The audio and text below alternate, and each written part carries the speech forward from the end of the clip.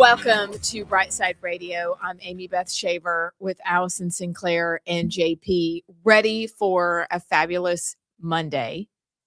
It's not a great Monday in Minneapolis if you're one of the idiot protesters that stormed a church, and we'll have a lot to say about that today. Oh, my word. It's also MLK Day. Maybe we have some things to share with you about MLK that'll surprise you. Or maybe you'll say, I already knew that. And to which I say, go you. We'll also have our usual follow the breaking news, just talk about the news, and generally have a great day. So sounds like you're trying to convince yourself. We're going to have a great day. And we look forward to your text and all the things.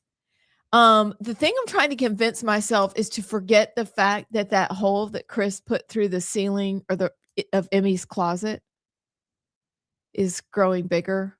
So is something coming through? No, but where once the wall was just, a little jagged, you're like, oh, look, something went through there, but not all the way through. Now it kind of looks like it's about to all fall down. Maybe you should just Surprise, go cut it. Honey. You just go cut it out and just maybe put a piece of like a tarp. Be real classy. Oh, that'd be super classy. Shelby County classy. You should have showed me the hole when I was there yesterday. I should have showed you the hole. I can't believe Chris didn't go up and show you himself. He did show me the man cave, though. He was very proud of it, as he should be. It's a straight up dude, isn't it? Yeah, I think he was willing to show it off to someone because it went down. He was like, yeah, so I was thinking like right here and like the whole 10 minutes, the man cave tour. But yeah. He has that space back and he's going to use it, for football watching and beverage intake and game watching. Basically, that's all. Just game watching. I think he wants to get a dartboard. I think every man cave should have a dartboard. Oh, yeah. In some kind of stand-up Pac-Man machine, but has all the games on it like it does in Gatlinburg. Wouldn't that be fun? It would. Need a ping pong table or a foosball table. Definitely need a pool table. I think the pool ping pong table situation needs to go. I have an idea where that needs to go. But no, we had our group at our house last night. That was very fun. All the people showed up and it was a blast. But our church is fun, is it not? Oh, yeah, they're fun people. I mean, like rock solid humans that are fun to hang out with. So I'm glad you made it. Did you have a good birthday weekend? Because we got to check in on someone else's birthday weekend. Not Allison, but someone she knows. It was good. I hung out with my brother and my nephew most of my birthday. I was the play with the nephew while my brother and his wife relaxed. But he was running around like he would want me to chase him, and we'd go to the next one toy in one room, and then we'd run to the next toy in the other room, and then we'd come back, and he says Justice. That's how he calls me, Justice. And he'd go to a spot and be like, sit, Justice, sit. Okay. And he'd play, and then he'd get up and run and want me to chase. So it was fun. Saturday. Watching Bama basketball and football, and then the night before, my whole family came down and hung out, got some good gifts. So it was a good weekend. What did you have for dinner, for your birthday dinner? We catered Moe's wings and barbecue. So I do like the one thing I do like on my birthday is like hearing from people I haven't heard from in a long time. Like my two best friends I haven't seen in a while reached out to me. My high school football coach sent me a big text. No way. Which was pretty cool. But yeah, it was good. Did y'all have a fun weekend? We had a good weekend. We were at the house a lot. We had a little family friend's birthday dinner at our house Saturday night. We made homemade pasta sauce. Have y'all ever... Okay, I didn't know this was a thing. Maybe true Italians do this. But the recipe that I landed on for the marinara, or the Italian gravy, as they call it, you buy whole tomatoes. This was the highlight of the night for me. You buy whole tomatoes, and then you literally just pick up a tomato and you squish it. And you like squeeze it. It's like Play-Doh going through your hands. And you just start squeezing tomatoes and crushing them up. And it made the best sauce. And it was so simple, but I didn't know. I thought usually you have to buy the dice. No, you squeeze them. And then we made our like when we were in Italy 2 summers ago, we took a cooking class, and so we made pasta, handmade, hand rolled pasta. Which, if you haven't done it, it's crazy easy. It's flour and an egg, and then you get this great pasta. It's the weirdest thing, but man, it will wear you out. You have to roll and roll and roll because it's got to be really, really thin. So we did that Saturday night, and then it was football and really laid back. It was really cold. It's very, very cold. Yeah, kind of crazy cold. And South Alabama got a ton of snow. Not a ton, but for us a ton, which is crazy. We didn't get any. Sorry. Pensacola, Florida That's got on a me. lot Yeah. of snow. It's nuts. Oh, I thought that was a joke. They Mm-mm. really got No, snow? they did. Mhm. Oh, okay. So Wow. speaking of football and cold, last night, what happened with the Bears game? Hey, first of all, let's talk about the Bills Broncos game and how the Bills got royally screwed in that game. It was unbelievable. Did they? They did. I was dozing. So I have Why? no idea. I mean, did you watch it? Yeah. The interception, so-called, was total baloney. When the pass that would have been giving the Bills the game-winning field goal on the other 30, and the guy catches it, hits the ground, and is down with possession of the ball, and then the defender strips it, and they just ruled it an interception. Didn't even care to review it. And Gene Steratore, the expert on CBS, like, I don't think he had possession. I don't think so. And they didn't even care to review it. And I'm sitting there watching. I'm like, am I crazy? That was clearly a catch. All of Twitter agreed. That was a extremely, at least review it. The biggest play of the game. And of course, the Broncos go down and get 2 weak PIs too to get in field goal range to win. It was embarrassing in my opinion. But now Bo Nix is out the rest of the season. Yeah. But the Bills, man, I think they got completely screwed over. Bo's already back in Birmingham, having surgery, I think tomorrow. Mm. Bless his heart. But But ankle? yeah, his ankle. But like, if you watched the post-game interview, you would have had no idea anything happened. I didn't have any clue. Yeah, he wasn't. And you go back and watch, he did kind of limp. He was walking kind of funny. But okay, so Jarrett Stidham is back. Little, One partner for another. Yep. I don't know how this is gonna go. It's going to be a whole thing. I know they're really good friends. So maybe Bo can like telekinesis some of his things. I don't really remember Stidham at Auburn much. He was 2017. I mean, He was on the team that made the SEC championship in 2017 or 18. yeah. Hmm. Oh, good for him. But the Bears, did y'all see? Okay, I went to bed, but they lost, right? They did, Okay. but they went to overtime in an amazing way. Yeah, I did see that part. And then I went to bed, which doesn't really make sense. But did y'all see all the, I'm going to put men in quotes. Men. Mhm. This is what's wrong with America. All the men that are trying to be like, what's his name? Caleb Williams. What's his name? The quarterback? Yeah, what's Caleb Williams. Okay. I was thinking Ryan Williams. Anyway, they all went and got pedicures and manicures. Don't even get like me all started these on that. Bears I'm fans. sorry. They went and got their nails done, like painted like him, and they No. all drank matcha. No, they did while not. Yes, apparently this is the new thing. Like, we do this because we love Caleb Williams and he paints his fingernails. So now all these men, and I'm like, we deserve everything that is coming our way. Do they at least paint their nails black? I'll have to go back and find the video. I need to know. Well, I Caleb didn't- doesn't paint it black. Was he Yeah, paint his? His are like blue and Pink. pink. Does he and- try to paint them the color of his uniform? No, like in a very feminine way. Okay. Do you not remember him during the draft? No. Oh my God. I have heard Chris talk about it, but not. It just kind of filtered through my mind. It didn't stick there. Now, have you ever had a pedicure? Because if you, No. I'm just saying, don't write a pedicure off until you've had one. But painting your nails as a dude, My sister absolutely not. My sister tries to get me to do a pedicure with her every time she's getting one and I'm at home. And I'm like, Dudes, I see when we go on vacation. Okay. I'm just saying, don't write it off. But it's not but men getting their nails painted, are you kidding me? Yeah, I'm not against the pedicure. Pedicure is awesome if you can not giggle through the whole thing. But these were like grown men with their hands under the gel light. You know how you have to cure them under the light? Yeah. Like This is the problem. Yeah. Okay. This is the problem with America. This is why men are no longer men. We're going to fall into the hands of communism because our men are more concerned with matcha and gel nails. I mean, just go ahead and say, I'm going to get you, sucker. I mean, come on. Okay. I didn't know that. That's ridiculous. Are we? Never mind. I'll ask in the break. No inside. What are we saying about him without saying? Are we just saying he's a dude and he's doing this now? Or are we saying? Oh, no. We're saying the other. Yeah. Okay.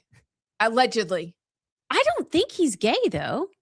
No, I think I think he's just Ryan Williams does it too. I know, and I had an issue with Ryan when he did, and Ryan was walking in with little stuffed T-Rexes too into games. I saw that. Come on, and that's like your support stuffed animal. Take me back. You're dudes. Take me back to the Bama where we had mug shots of our players, and instead of smoking cigars after beating Tennessee, they were smoking cigarettes in the locker room. Those were good days. Take me back to where we had men. Come on, Willie Joe.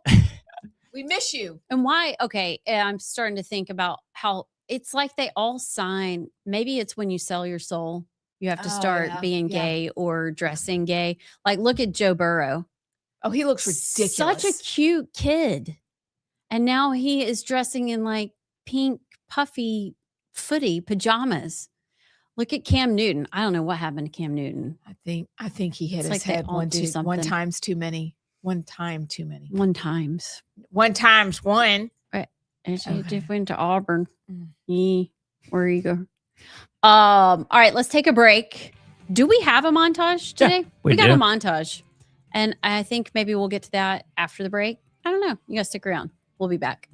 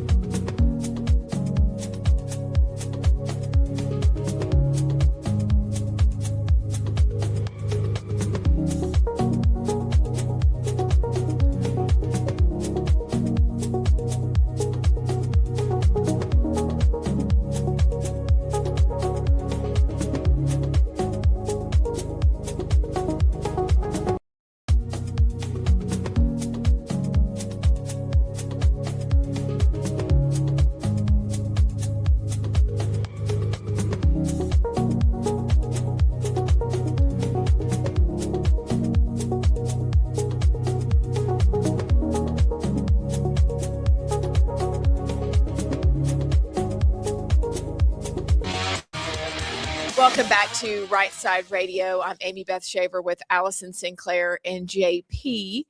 So there's things that just keep happening in the news. And we're going to talk about those today after JP's montage. Live news.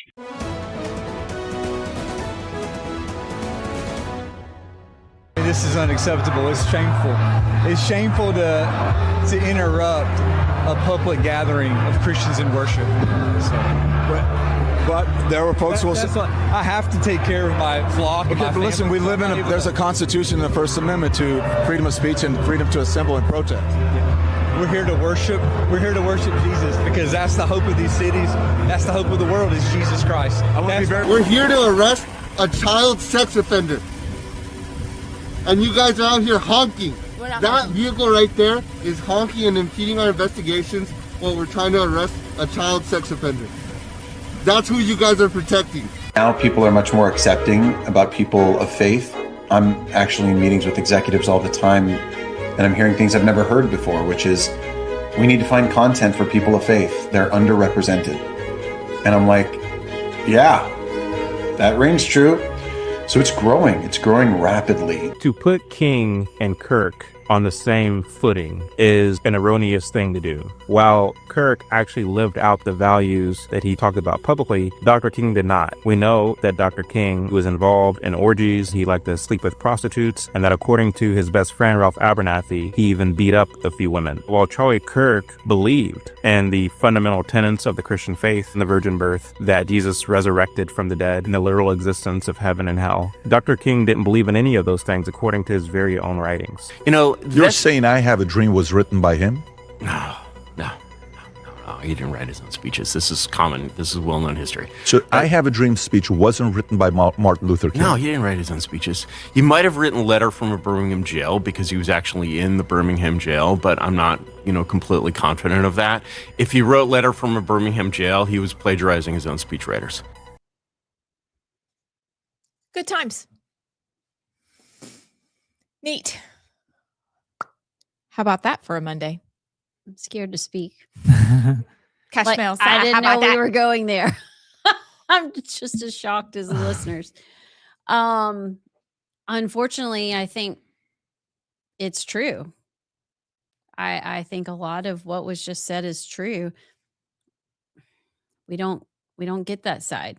Now we do if they are Confederate leaders, if they were more conservative Republicans, we'll get all the dirty hidden things, but not for that side. We just squish it all down.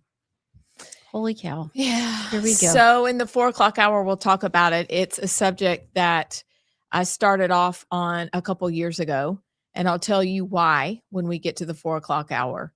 But I can tell you most assuredly, based on study and observation, we do not know half of what we were sold. But the theme of that movement is a theme that's alive and well today. We've been talking about it since we started talking about the 45, the naked communist. Since we talked about Saul Alinsky, it's all communism. Minneapolis this weekend and Martin Luther King, it all goes together because communism is the thread. But we'll get to that and more. Yes? Why are you laughing? I think I might have to go. I'm not feeling well. Hey, we're going to learn along with each other, and I'm going to give you the resources because I don't expect you to take my word for it. I expect you to do your own study. You have the receipts. I don't talk unless I have receipts. Ooh. And about this especially. There's a lot of things we don't know. The older I get, the more I know. I barely know anything at all. But this is a subject that I've learned quite well because I had to spend years driving back and forth to certain children's college locations. One was 11 hours away, and maybe another place was 8 hours away. So I listened to a lot of things, and I'll share those with you and you can check for yourself. But everything we thought we knew you should question it. but it's questioned based on receipts. And like the man in the podcast with Patrick Beck David, it's based on his own writings. He told us who he was. We just were too busy and caught up in a movement that felt like it was okay, but we didn't look at what he actually said. And he told us in his own writings. And so did his best friends like Ralph Abernathy and other books called Parting the Waters. So we'll learn together and I'll share it with you. You can check for yourself. And then I want you to share for others, because the bottom line is the way we think matters. But really more than that, what if we've been wrong about so many other narratives? And what does that change for us? That's what really this is about. How does that change things if what you knew was absolutely not true? Okay. We'll be back. I think. I don't know. We might not be. I'm hopeful.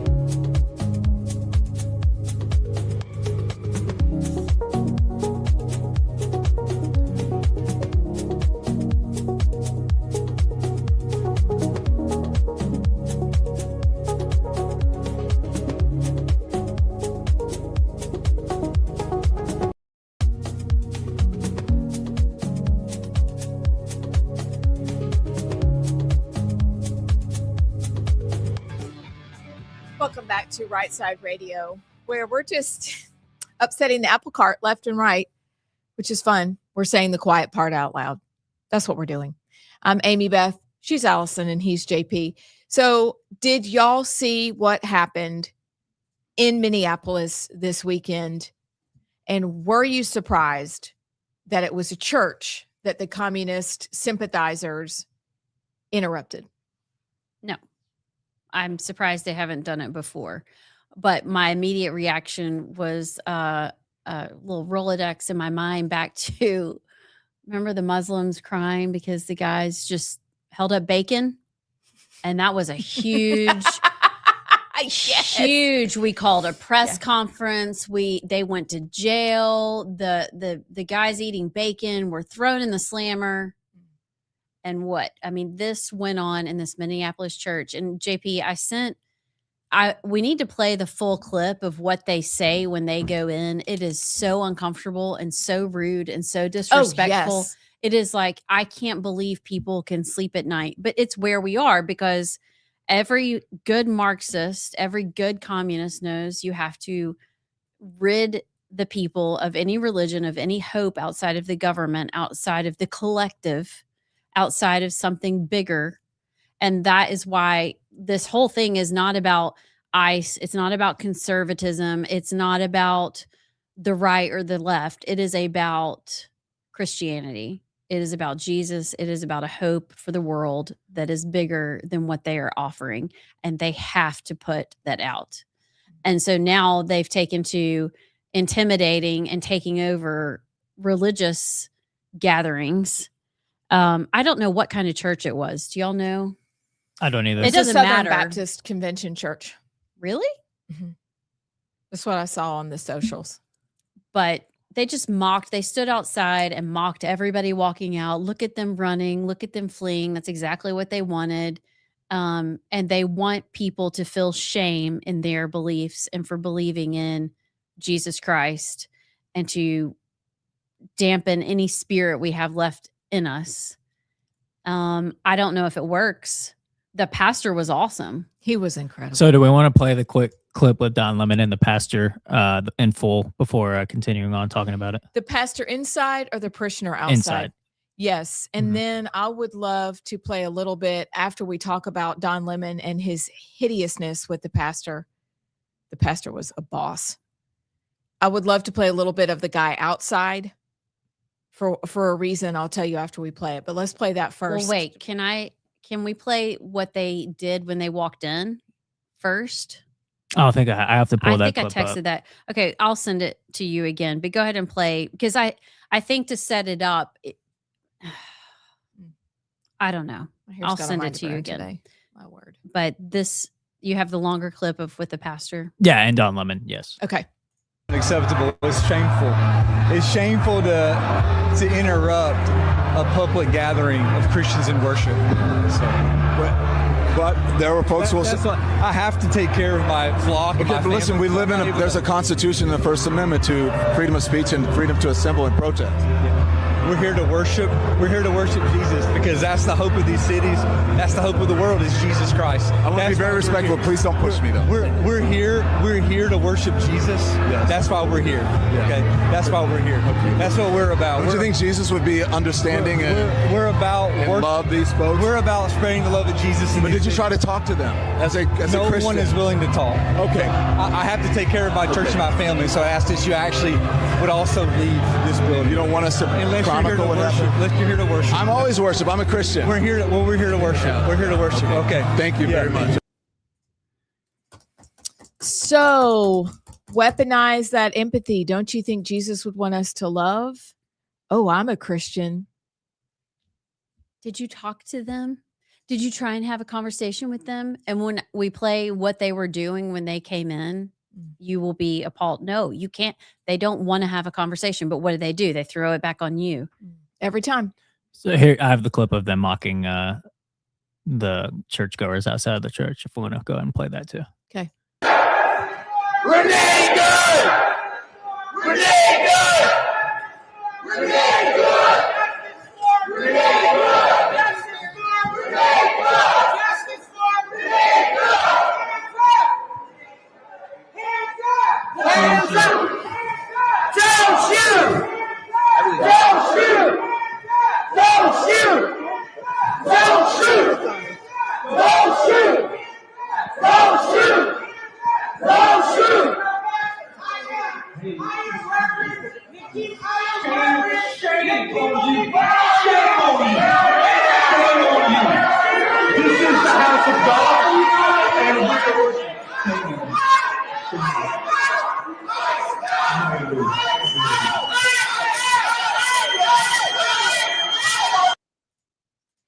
That is what they did as they processed into the church.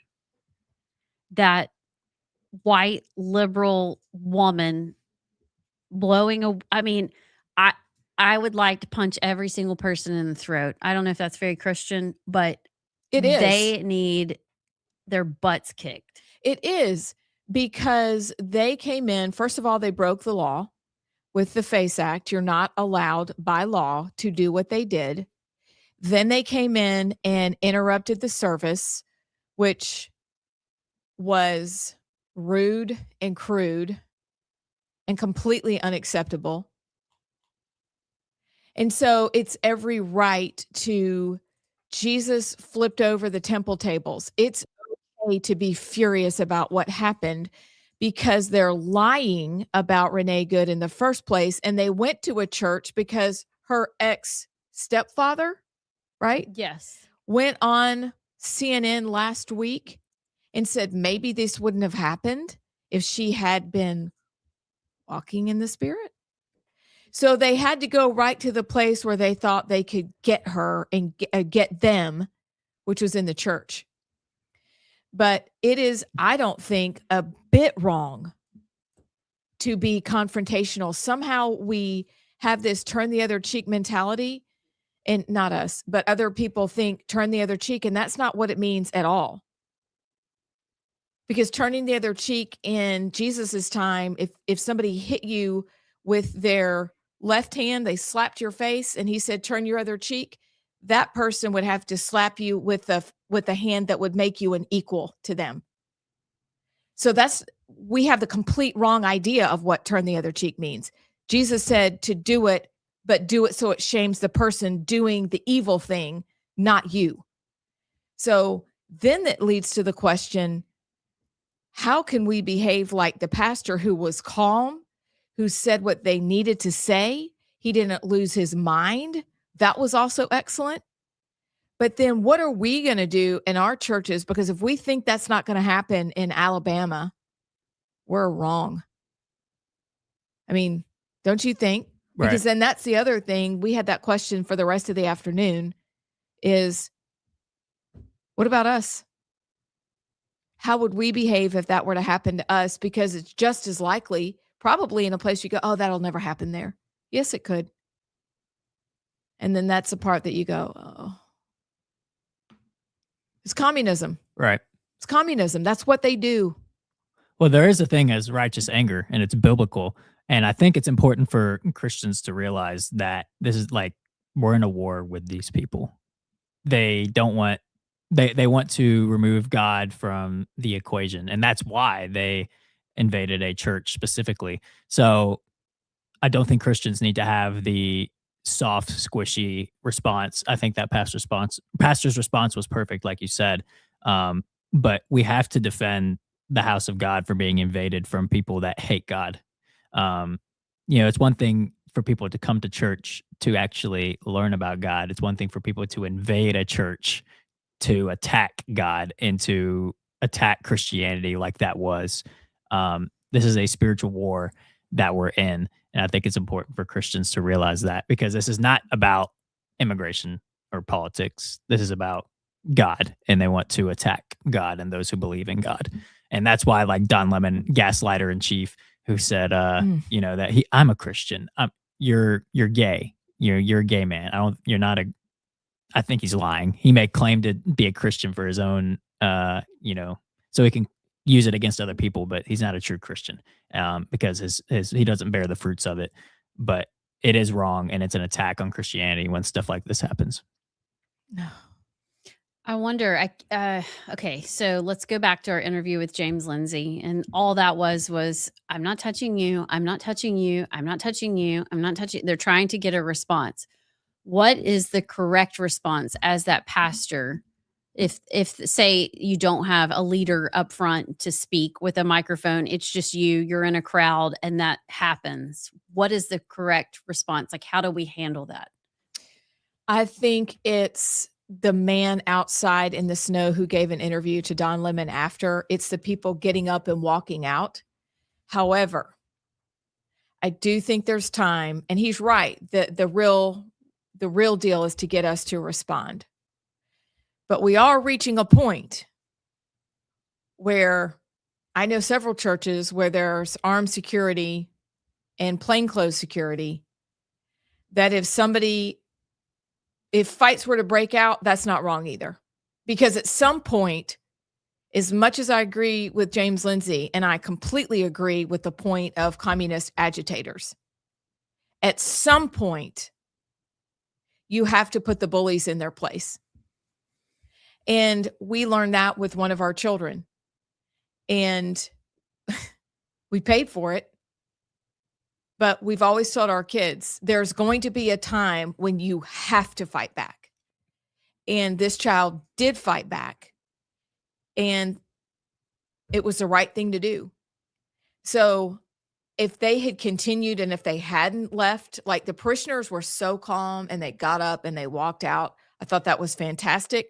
But I also think there's a time when there are strong men in the church who may or may not have extra security with them that were to pummel a few of them. I'm all for that. Because at this point, they are bullying, they are holding their city hostage. And the only way to break the stranglehold is power speaks to power. And so when do you get to that line? And I feel like after this Sunday, we are there. We are there. But I don't know what that looks like. For me, I want to go to violence, like you said, punching him in the face. Because we were talking about that too. And Chris is like, I don't have a problem, punching some of them. The men, not the women, obviously, but the men. Who cares at this point? Because they've come into a house of worship. They broke the law. They were rude. They were disgusting. They are hating after God. I have no problem. I know the enemy's job is to get us to react, but sometimes you've got to punch back with the full force of your being. And I think we're at that place. Well, you don't know if the protesters are armed. You don't know what they're coming in to do. Right. They could be coming in to shoot up the church for all you know. You have no idea. So I think armed security or armed churchgoers need to protect the church, because we're at a point where I wouldn't put it past people to attack Christians and attack churches. So you have no idea what the protesters are going in there to do. You by all means, you have to keep them from going into the church, because you have to assume the worst intentions when they do something like that, because you don't know. Like, for all you know, they could have guns on them, peacefully protesting, and then when somebody tries to push and get them out, then they could do whatever. Think about the churches. Is it in Somalia or Nigeria that we've talked about? Nigeria, where they locked the people in and lit the church on fire. Right. I mean, that's what's here. Sounds hyperbolic. It's not. Mm-mm. I think you have to arm yourself with information, know your rights. I didn't know about the FACE Act till you mentioned it. I do know that, yes, you have freedom of speech, but you don't have the freedom to cause public disruptions and to interrupt. You can't run in and yell fire in a theater kind of thing. So like you were talking about the FACE Act, which, let's see, the act prohibits the use or threat of force and physical obstruction that injures, intimidates, or interferes with a person seeking to obtain or provide reproductive health services, or to the exercise of the First Amendment right of religious freedom at a place of religious worship. So, to me, if you're there, you're the pastor, you are a parishioner, you are whoever you are, in that kind of situation, you go, you know what? You do not have the freedom. You don't have the right to be here. If you do not leave, I will call the police. If you do not leave, I will have to physically escort you out. I think that's what James Lindsay would say is you give them a warning, like, hey, this is what I'm going to do. I'm giving you a chance. Like sometimes you do your kids. I'm giving you a chance to go clean up your room. Like I've asked you a million times. And if you don't, then I'm going to have to do this. Then the haymakers are coming out and I'm going to kick your tail. But at least you give them a warning. I don't know, but I'm thinking it's like the guy that got out of the car who had to get to work and the protesters were lining the street and he got out. He said, I'm not going to run you over, but I need you to move. I have to go get to my child. Like tell them what you're going to do, and then you don't have any excuse if they don't do it. Then you go in and you pull a Chris Shaver. You should take everybody out. Just take them out. Yeah, I think before we go to break, churches nationwide need to have something in place to not let people like that in the first place. Like, you have to protect your church because like I said, you don't know what they're coming in to do.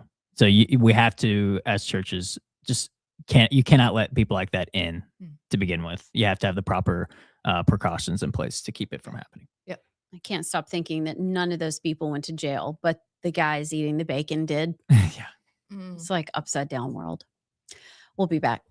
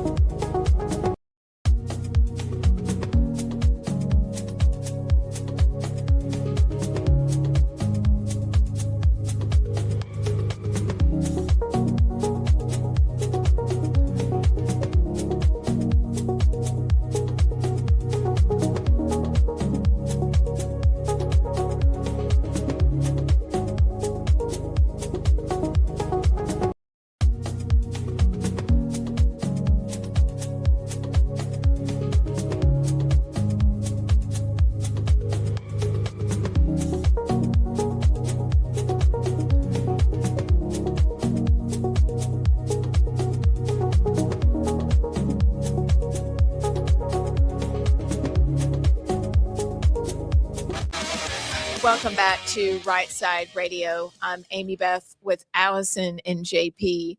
So apparently we have some text. JP. If you want to text into the show, the text line number is 833-687-4448. If you want to let us know your thoughts. Keith from Huntsville. He says, that makes my blood boil. I mean, bowling over, and one of these days I'm going to bowl over on someone's face. That's literally the first thing I got was a mental image of Jesus Christ flipping over the tables, the anger inside building and building and building. And I can't say I would be able to control myself, and not sure if he even wanted to control himself. Yeah. So point taken. Thomas from Athens. This is true. I've heard about this. It's not just one Catholic church. Apparently, it's like a bunch of Catholic churches in Huntsville. It says our Catholic church in Huntsville has had deputy on security for all 3 weekend masses for more than a year. Recalled the worship service attack last year. There's actually a guy I think got arrested for threatening a bunch of churches in Huntsville recently that he was going to attack them. So that's why I say whenever stuff like this happens, you have to assume the worst intentions with them. You can't even let them get in the first place. We got TC from Priceville who says, do y'all think Supreme Leader, and he purposely said Zidane with an X, would have put up with MAGA attacking a mosque? Thinking emoji. No. And I mean, I don't think this administration would do a better job in verbally, or writing the strongly worded letter like so many of our officials like to do. But our leaders now won't punish them with any true consequences. Does that make sense? Right. Well, at the very least, the DOJ apparently has filed charges against Don Lemon. So we'll see if they actually follow through. But there is that. One last text real quick. Allie from Athens says, this kind of church invading nonsense is the kind of stuff that the KGB did during the Cold War. Yeah. We're there, people, and we've seen the train coming for a while, but it's like right around the corner. You can see the smoke and the steam. So get ready. Mm-hmm. Time to stop doing your nails and drinking matcha, men. You better go get your Tom Sawyer gun. Sig Sauer. I know what it is now. We'll be back.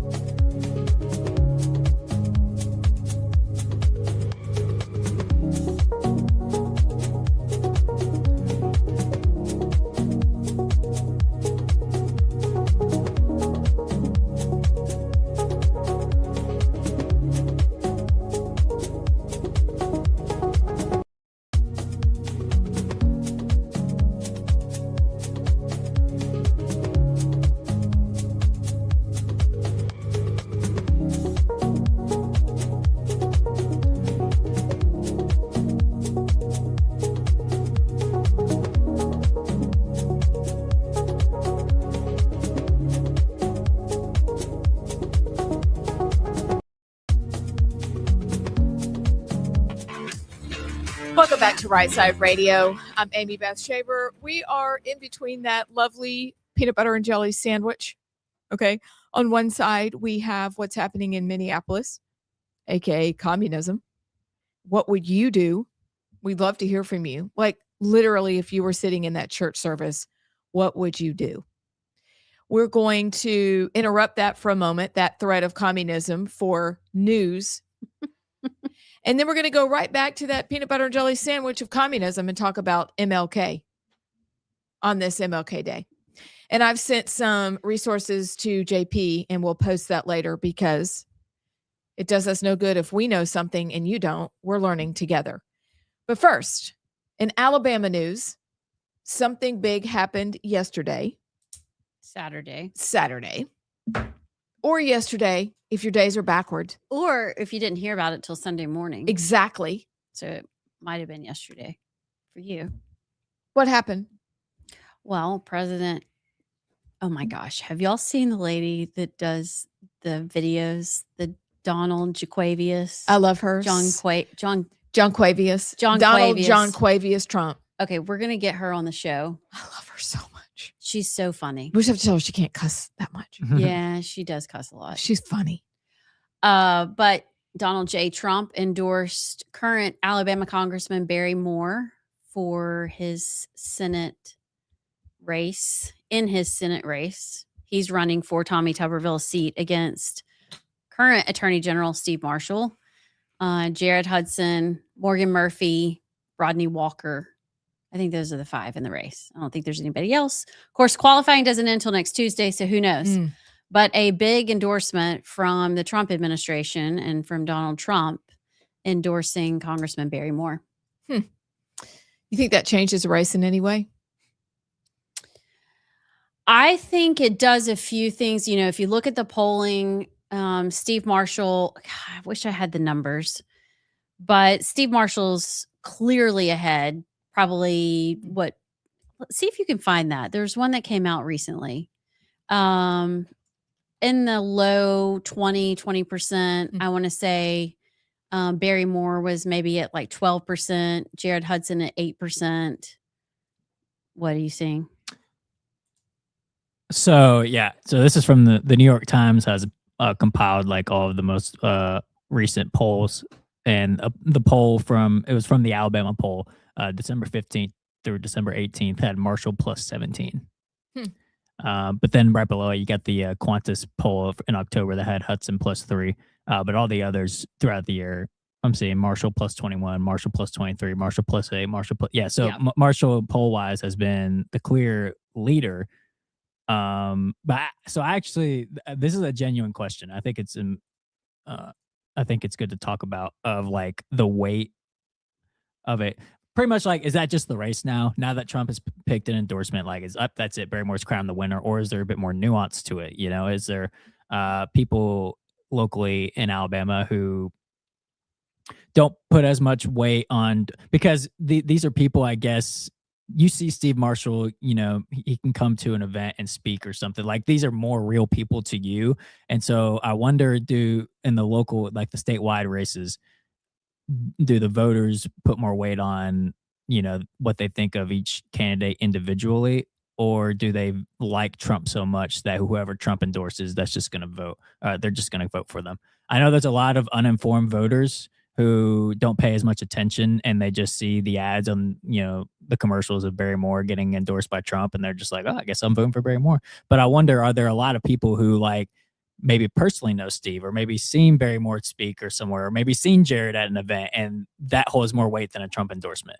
So I guess that's my main question. Like, how much weight does it actually have in terms of the whole race, do you think? I think if you're uninformed, or if that's what you go by, it matters. But based on how Trump was elected 3 times and how much the polling didn't reflect what people actually thought, I don't know that you can count on a poll until about the week of or the weekend before. That's how I look at polls. I don't pay attention to them because it's really the person who works the hardest. Now, let me say and pause, it's the person who works the hardest in it is my observation that when you run for office, you have to have your votes counted as you are entering the race. You have to know where everything's coming from. And that seems like a lot, but in my case, I think the campaigns know much more than they say they do because they are paying very close attention to this. I think that's probably why most people are like, on the polls. Like it's too early. Right.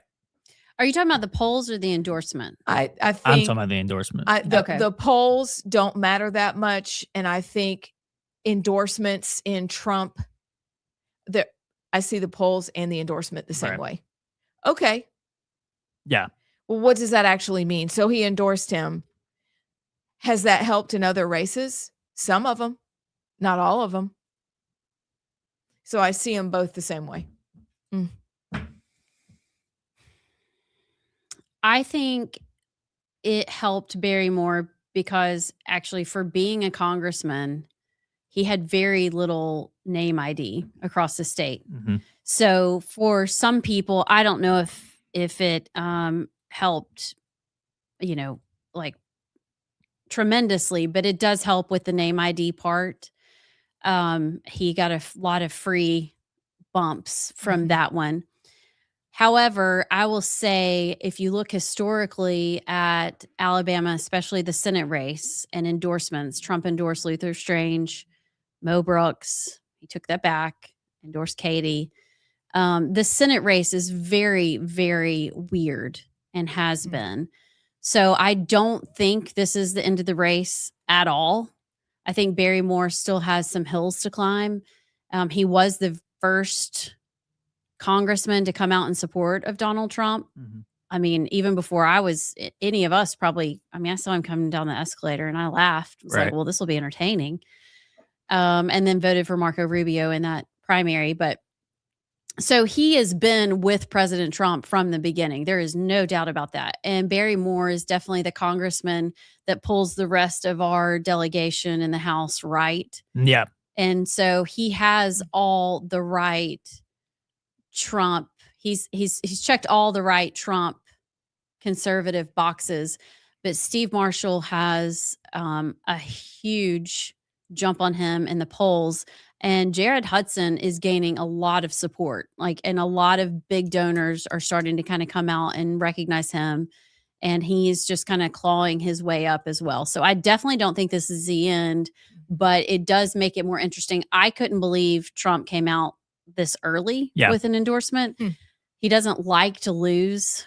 He doesn't like to not side with the winner. But Trump also endorses Lindsey Graham. Right. And endorses and has endorsed a lot of people that the three of us and probably a lot of our listeners would go, I don't really understand that. I don't think the Trump endorsement has the weight that it used to. I love Trump, but I don't think it is the end of the Senate race by any means. Yeah. So and my next question, I guess I'm a little confused, or not confused, but surprised that he entered, Trump, spoke about the race, because I see it as, we got a deep bench of people running. I almost feel like you can't really lose with whoever wins. I mean, you got Barrymore, who's got like a 94 conservative voting record, the most conservative voting record amongst our delegation. Steve Marshall, who's got a strong track record as an Alabama AG. He was with Trump when he was getting his felony charges up in New York. So, and then Jared, who is the real deal. I've met Jared the most out of all three, and I mean, he's a genuine, real Christian warrior, but he is the political outsider. But I guess I see it as you can't really lose with whoever wins. So I think the main reason Trump endorsed Barry, in my personal opinion, is that he probably sees Barry being like the first official or elected official to endorse Trump in 2015. That probably held a lot of weight, and Trump saw it as helping out one of his guys. But I almost see like, if Trump was to endorse somebody, it's because he doesn't want the other, like he really, really wants this guy to win. And I don't really see that with the Senate race. I feel like no matter who wins, it's kind of a win. So I guess I'm just confused. Like, was this just because Barry has been a Trump guy since day one, or is there some reason Trump doesn't want the rest of the field to win? I don't think it's the latter, but I don't know. I saw he endorsed other Senate races like Louisiana and others, but I'm confused or surprised that he got in this early. But then it's almost like, other than Barry being a day one Trump supporter, why did he even need to voice his support at all? I mean, you're going to get a Republican from Alabama going up to, it's not like some Democrat is going to win. So I guess I'm just surprised, if I would have seen a Trump endorsement, my initial thought would have been, why doesn't he like the rest of the field? But I think it's just Barry being a day one guy. I would think. I think so. That makes the most sense to me. But I think for all the things, for polling and for endorsements, I don't think anybody pays attention until the weekend before they have to go vote.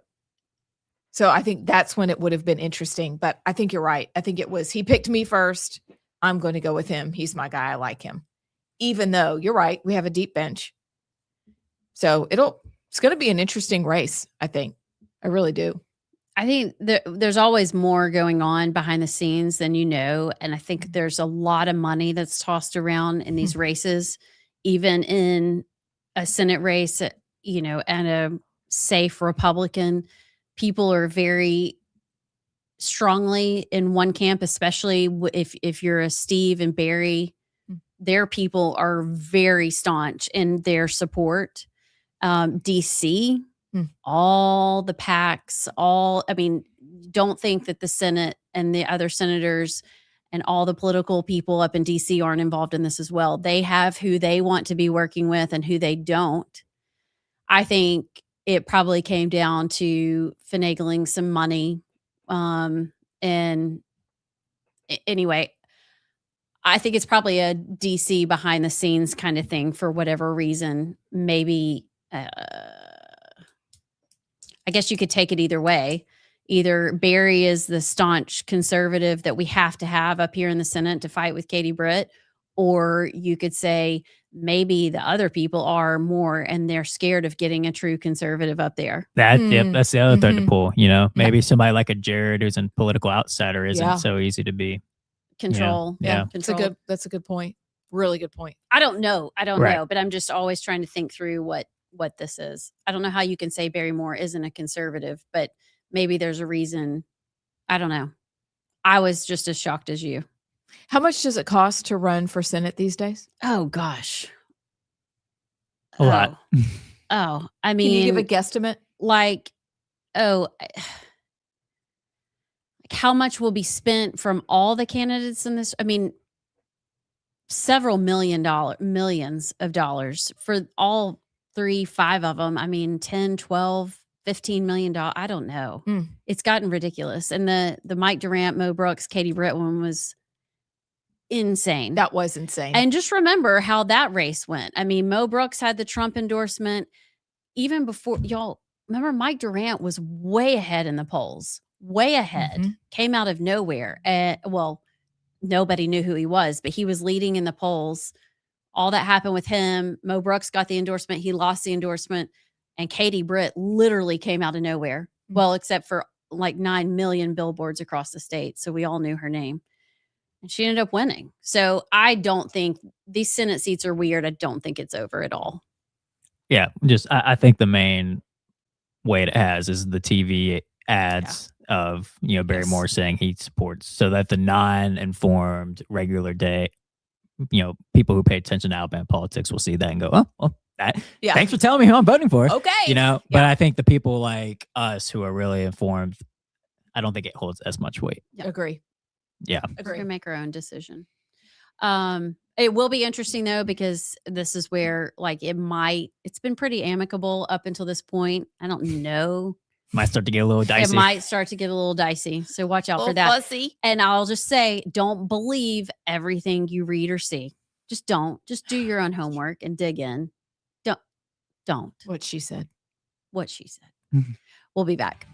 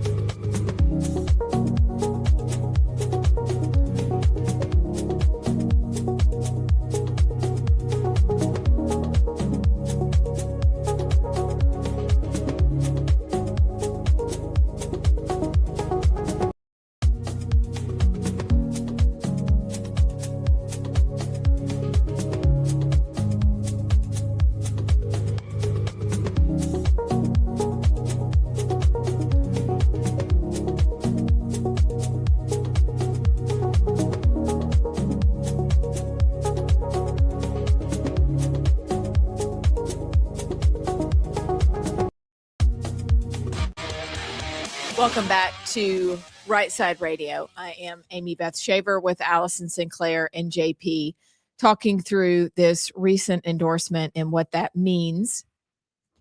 We do have a good bench. We do have good candidates, but it will be interesting to see how it all plays out. And we'll be hearing from the candidates over the next couple of weeks, either in interview form or as we launch our podcast, which we'll be doing the first of our interviews later this week. So y'all stay tuned for all of that.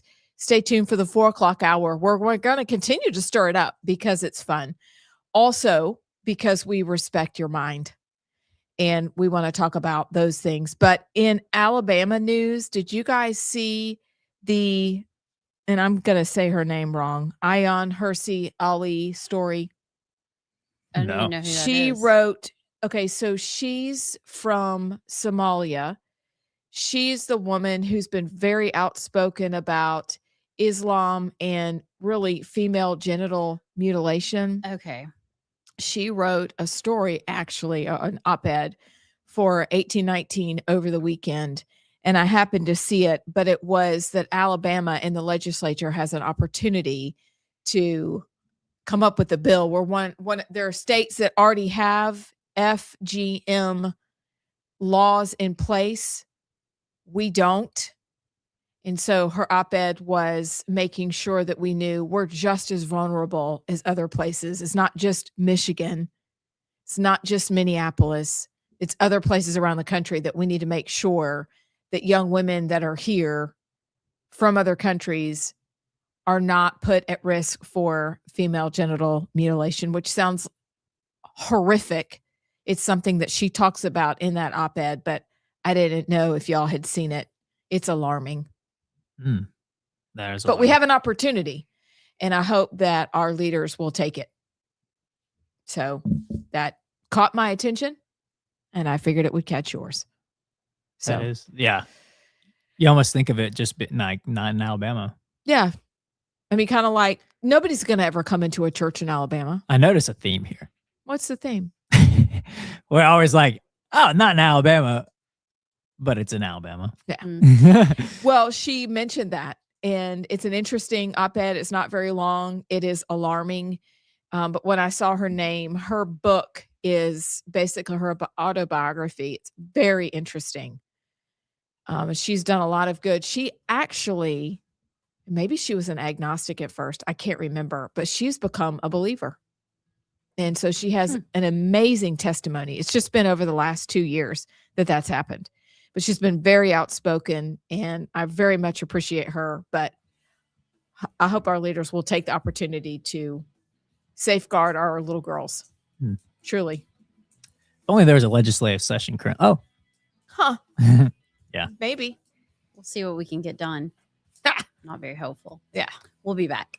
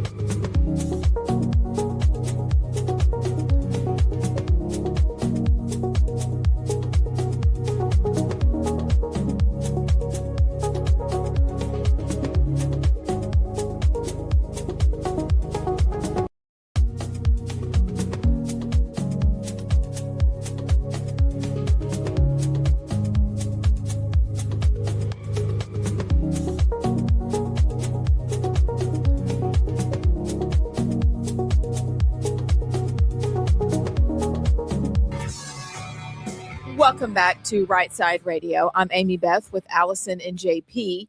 You guys, do you know what happened on this day 59 years ago? What? You got to guess. It's an Alabama story. 59 years ago today, something happened. Important. Give us a hint. It's political. JP, you can't look at the Googles. I wasn't going to. I don't know. I have no idea. Lurleen Wallace was inaugurated as governor. Oh, wait. I think I did see something on Facebook about that. Yes. That's my little tidbit of trivia for y'all. Huh. Is that Lurleen became governor. Now, whether she was actually governor or not is to be debated. Her little book is good. It's interesting. Not long.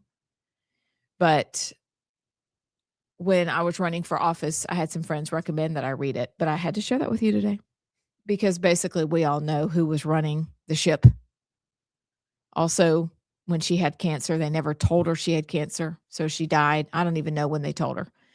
Finally, when she did die. But that's our legacy, is that he couldn't run. George couldn't run again. So run, Lurleen. Run, Lurleen. And then she did whatever he said. So It's almost like deja vu to today. Huh. It's crazy. Isn't it, JP? Sorry, am I meddling? Now you're just making trouble, JP. Okay. That's what you're doing. Okay. So did you send the Marco Rubio clip in about the US? I saw that you had mentioned that the US is freezing visa processing. Yeah. Did y'all gosh, I just had it pulled up. And while you're pulling that up, the reason that I thought that was an interesting story, especially from your perspective, is what that you mentioned adoption and how that affects people.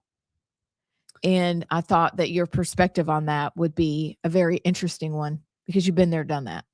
So I didn't know that they were doing this. On January 21st, they are halting and pausing indefinitely immigrant visa processing for 75 countries. And these include Somalia, which makes sense, Russia, Afghanistan, Brazil, Iran, Iraq, Egypt, Nigeria. But a lot of these also include in the past when they have paused visa processing, they have made a carve out for families here that are adopting children from those countries. They will allow them to continue to be processed.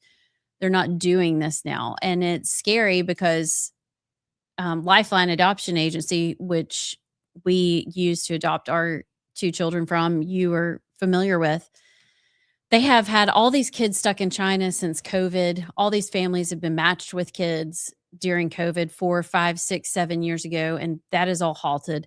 And now they're about to get all of these kids that are stuck in these other countries that have been matched with families or haven't. Kids that are waiting for their families to be brought out of a lot of really terrible situations that now that will all be put on pause. So if you happen to know any elected officials, if you have any connections, maybe reach out because really this needs to happen. I'm all for this ban and this pause. But when you are punishing the innocent kids that are going to live with American families, it's not like they're coming over with their Somali families. I think that's we need a little exception for that. And the adoption community and adoption agencies have taken a lot of hits lately too, with all the pressure to give in to, like Lifeline, they don't allow adoptions to homosexual couples. You know, there's all this junk of like who you shouldn't have these restrictions. And so it's just a lot of these kids are really suffering in the midst of a lot of the crap that's going on and the agendas that are being pushed. So pray for these kids and that maybe there will be an exception. I don't know. I don't know how this works, but it makes me sad. When we were going through our adoption processes, both international, one from China, one from Guatemala, they took about a year, which is a long time in adoption world, where you get pictures of your child sitting in a dirt floor orphanage. I mean, literally my youngest daughter, she was found in a box on a sidewalk at like 5 a.m. She's probably they don't even know when her real birth date. They were guessing because of her umbilical cord. So you start getting pictures. She's in literally a dirt floor orphanage in the middle of China, and they're just waiting for you. And every day they are getting worse and worse in terms of developmentally and attachment. And these families that have been waiting and waiting for 5 years, and it has just continued on. My heart breaks for them. It's really a lot. So again, fully support this administration and what they're doing. It's just we have to be careful. What do we always say? Of the unintended consequences of some of the things that we do. So if you're having connections, reach out. Do you think that either of our senators would have thoughts on this? Yeah. Because is it true that when people need help, they can call them for their help in these situations? Yes. Yeah, it definitely. I mean, if you are a family that is adopting, reach out. I mean, it doesn't hurt to ask your senator, your elected official to lobby on your behalf. However, most of these are Marco Rubio, JD Vance, Donald Trump conversations where, with the China issue, it literally was they were asking Trump, or countries were asking China to reopen adoptions when they shut down for COVID. So I can't remember what country it was, called Xi Jinping and said, "Hey, dude, can we have our kids?" And he was like, "Sure." So apparently the word on the street is the only way we can get these kids home is for Donald J. Trump to call Xi Jinping and say, "Hey, can we have these kids come home?" Because Xi Jinping apparently wouldn't take Biden seriously. But it's like, how do you get the message to the president that, like, you just need to pick up the phone real quick? But even we've had senators, I mean, Katie Britt, I talked to Katie Britt about this a few months ago. She tried, and she was so helpful and very engaging in this issue. And I know she has done a lot to try and get these kids from China home, and they can't even make it happen. So this is a genuine question. Like, y'all are much more educated on this than I am, but my initial thought went to, is this something that is somehow being abused? I initially went to like the crisis at the border and all the missing children that allegedly were going to foster parents, but they were really being trafficked. So is there any sort of, I'm sure the vetting process for this was much more thorough, I would hope, than they're going to foster parents when they cross the border and they're really not. But that's initially where my brain went to, was this somehow being abused, and were the kids actually being, abused in this process? Is that something that could be a possibility of why they stopped it, or no? I don't think so. When we went through both our adoptions, I mean, you are scrutinized, especially internationally, and you're dealing with two countries. Domestic adoptions are a little different because it's all through the U.S. government. But when you're dealing with two countries, they are both very protective of their processes and their requirements. I mean, we had a home study, and we had to. We got denied our first home study because we passing like a little check mark, because we didn't have a fire extinguisher in a place we needed a fire extinguisher. So then we had to start the process over and get them to come back after we went and bought a fire extinguisher, and so I don't see that being the case at all. The process is so different than just like jumping a border and disappearing. This is parents that have paid thousands of dollars to adopt these kids. They have been through Homeland Security scrutiny and Chinese government scrutiny. They've had everything, background checks. I mean, DNA swap, not really, but I mean, it doesn't end. It's close. Yeah. So I don't think that's it. I think this is just where, unfortunately, these children are the victims of a good law that has not made an exception for them. I think that we also, to that end, I'm with Allison. I don't think that is happening, because hearing from my parents on their end from a long time ago, the scrutiny, learning about international adoptions, but stateside adoptions are equally grueling.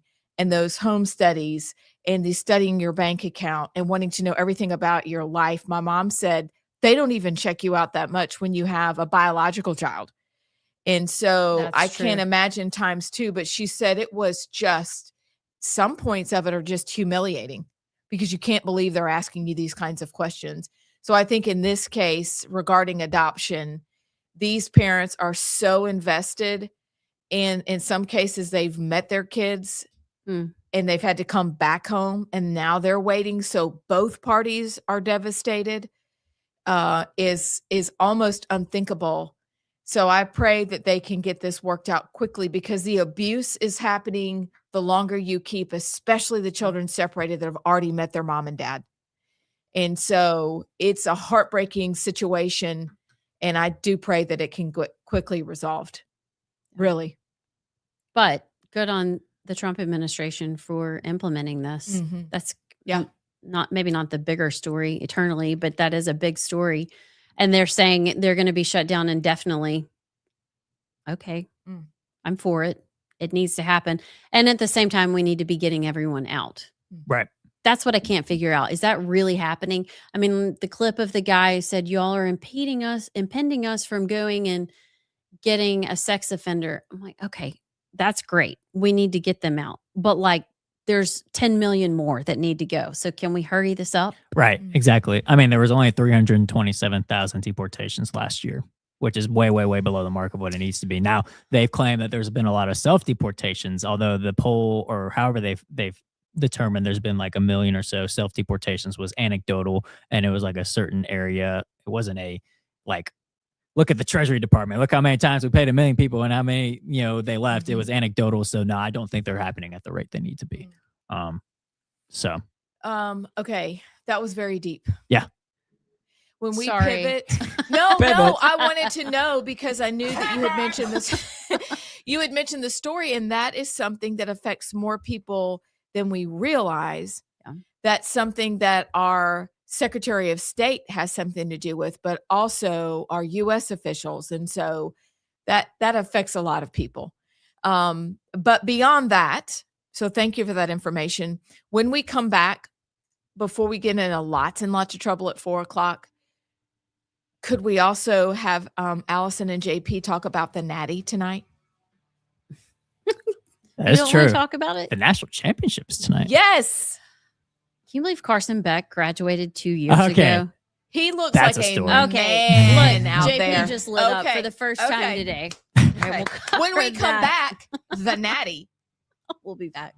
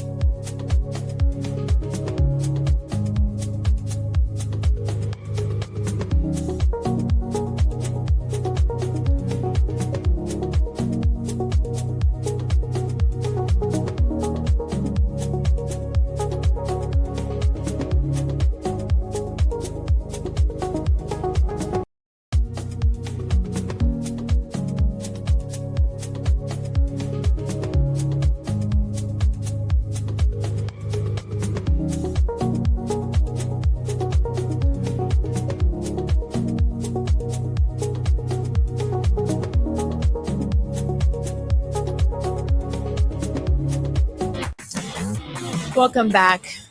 Allison Sinclair, you're going to laugh, but I almost said our old show's name.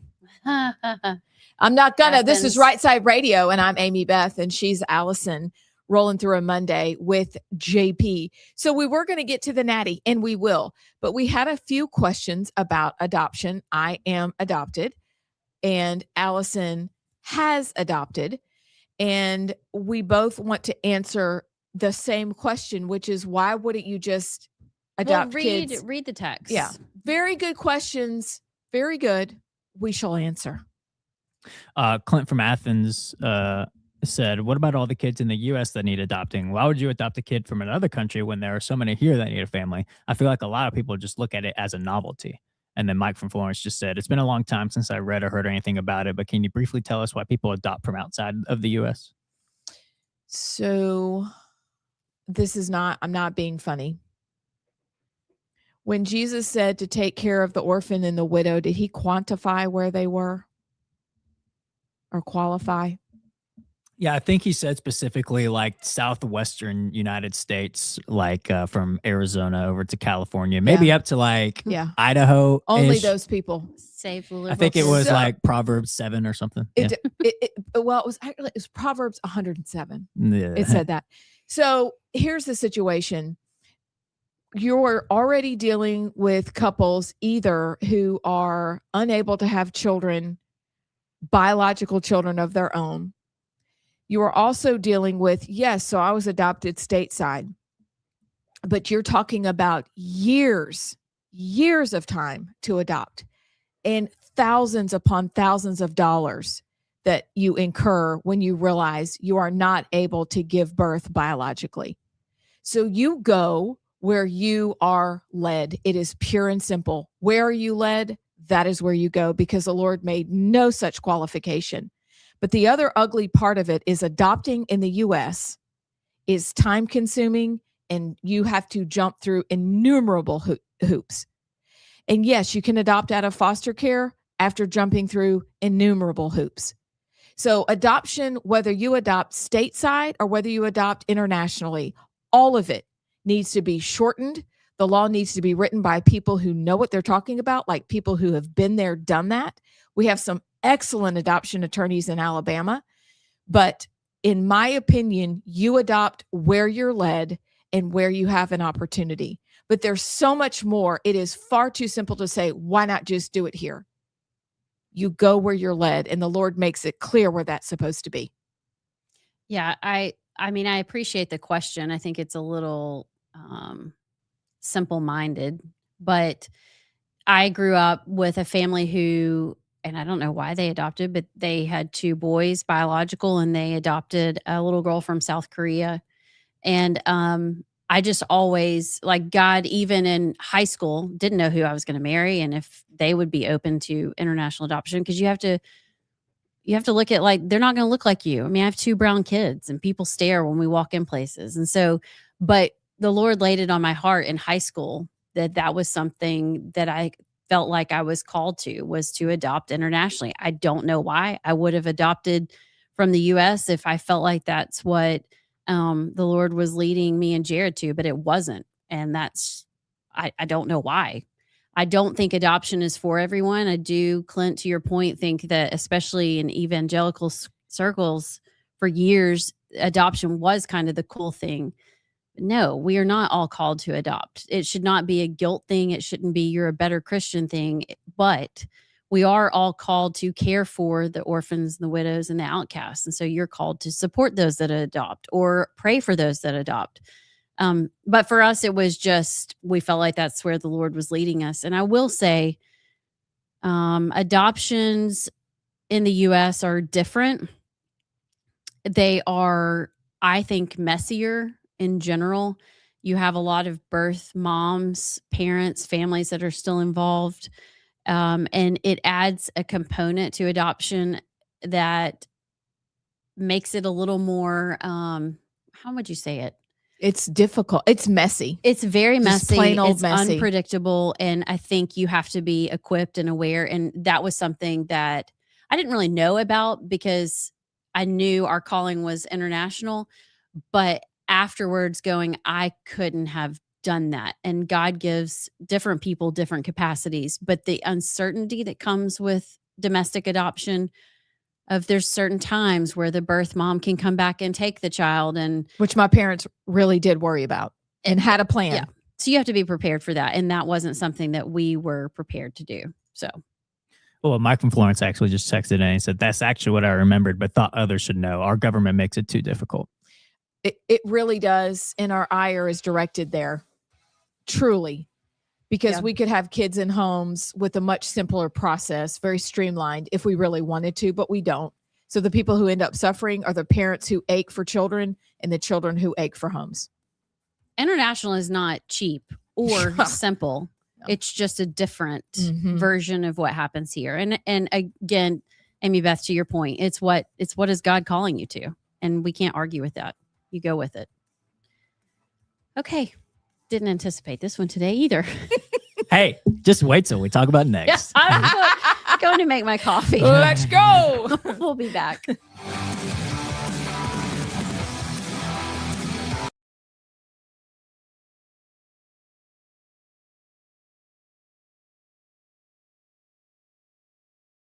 Folks, I want to remind you, Inspire Advisors is one of our sponsors, and they are doing amazing work. Look, I know this audience. You're the kind of folks who believe in standing up for your principles. You're good stewards of what you have for resources. What if the companies you are investing in, though, don't reflect your values at all? Well, that's why you need to meet Paul Breyer and his team at Inspire Advisors. Inspire Advisors, experts in the field of biblically responsible investing. Look, they can help you grow your bottom line while also being proud of what companies you invest in. Inspire Advisors. You got to check them out. Here's their website, www.moneypatternwealth.com. That's Inspire Advisors, www.moneypatternwealth.com, and tell them you heard about it on Rightside Radio.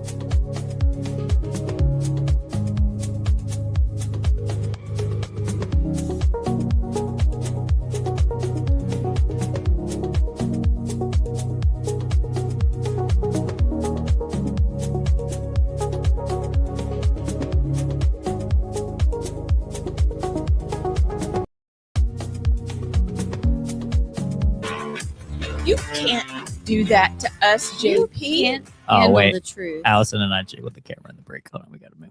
Okay. Oh, wow. It is very lopsided. Hi there. Oh, that's my link for my future conversation today. Oh, Gives me time to Oh. put my earbud. your hat looks cute. My earbud. Look, I had this one tragic piece of hair and she would not obey.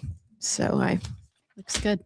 thanks. It's covering it. My hair's clean. You know, we talk about this, how long it takes to actually do your hair. How often do you wash your hair? How And often this do is you going to be like washing your feet conversation. How often do you wash your hair? You go first. If I've worked out a lot, every couple days, but now that it's cold and I walk, it's not as tragic because you're not like as nasty. But if I can make it last a week, I'm happy. Dang, I'm jealous. How you have to wash your hair every day? Heck no. How often? Like every 4 days. Oh yeah. Okay. Yeah. It's actually not good to wash your hair too often. You taught me that. Yep. And I'm claiming it forever and ever. Amen. I do mine like once every other day. You do? Mm. It's so glad. We're so glad to know that, JP, because it must take you hours It's a real issue. to get it right. I have to You know? start an hour before I leave, and it's just a real headache. Is Yeah, your nice. beard a thing? Nah. No? Nah. Which, by the way, I know we got to get Talk. into a topic, but I must say first, Yes. do not believe the text I just got. What? David from Friends for Peace. Are you serious? Stop. 703 area code. Hi. Stop. It's David from Friends for Peace. We're talking with people about what's been happening in Gaza lately. Do you have a moment to chat? You say yes. And let's see if David likes you more than me because he ghosted me. I'm going to say, well, yes, I do. And then we're going to continue with our conversation about MLK. Okay. All right. So we think we know about MLK. And my deep dive started when I found out that my story was different than I thought. Should we tell your story today? Well, maybe we should. Has JP ever heard your story? I think, JP, do you know my story? About what? About finding out that I'm not Italian. Oh, you've just mentioned that, but I haven't heard the full You don't know story. how. No. So I'm adopted. Yeah. We've just Funny. covered that. And I didn't know. You believe what you're told and you just believe what you're told. And my whole life, I've been asked if I were Black my whole life. And I'm like, no, why are you asking? And then my best friends, we've laughed about this. They're like, yeah, as soon as you'd walk away, especially in high school and in college, I got invited to the Black Student Union when I went to Taylor University. And I was like, why are you inviting me to that? And they're like, because you're Black. And I'm like, I am? I'm Italian. What? Anyway. Did you join? No, I didn't join, should but I have. became really good friends with the girl. I just, I was back in my scared college child because I went to school in Indy freaking Anna, 8 hours from home. Stupid. I loved the friends I met. I got to go to school with one of my cousins. Anyway, so Emmy, our oldest child, was going to work in New York. And before that happened, this was right after she graduated from high school. She was like, Mom, you really want to know, we need to do ancestry DNA. We really do. And we know that you want to know your birth name. That's just a fascinating question you've always had. And I was really too scared to ask. And also, I genuinely just wanted to tell my birth family, especially my birth mom, thank you for having me, because I know it couldn't have been easy in the 70s. It just couldn't have. There's no way. There's no stretch in which I can make that A-okay. So Emmy did Ancestry first, and it came back at 6:06 a.m. in December, many moons ago. And when hers said a quarter Black, I was like, oh, what do you know? So I ordered the rest of the Ancestry kits that day, and we all spit in a cup. And during spitting in the cup, my husband said, we're all something I can't wait to find out what it is. So we spit in a cup. The results came back also very early in the morning, almost the same time, in December, actually. And ours was December. Emmy was a different time. And it said where I was from. And I was like, wow, I am not Italian. But, far from it. Not Italian at all. You've seen baby pictures, Yeah. And that's been hilarious. My kids were thrilled. They literally fist bumped. Everybody was so excited to find out. Now, here's the thing. Number one, deeply grateful that I was adopted at birth. And those, what are you going to do if birth mom comes back and all that? That was a very real situation.